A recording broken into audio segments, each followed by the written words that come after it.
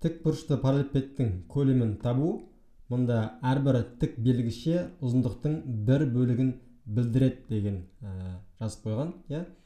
Көлемін табу керек. Мұнда көлемін жазып белгілейміз. Мұнда қарасақ, мұнда бізде осындай параллелепипед берілген. Бірінші бұның біз ұзындығын тауып аламыз. Санасақ, ұзындығы мына 1, 2, 3. Ұзындығы ені мұнда 1, 2. Ал ұзындығы 1, 2, 3 ұзындығы.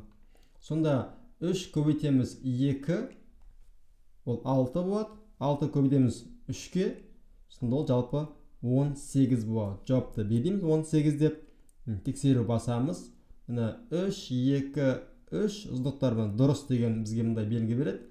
Сонда жалпы осындай мұнда бөліктерден 18 ұсақ бөліктер шығаруға болады деген сөз. Мынау 18 деген көлем бізге соны білдіреді. Жаңа есеп басып, есептер осылай шексіз шығара берсек болады. Мына жерде де тағы өлшейміз, санаймыз. Мұнда ұзындығы, мұнда ерінбей сызып санасақ болады. Мұнда мына 1, 2, 3, 4. Ұзындығы 4, мұнда ені 2, биіктігі 1, 2. Сонда 4 көбейтілген 2, ол бізде 16-ға тең болады.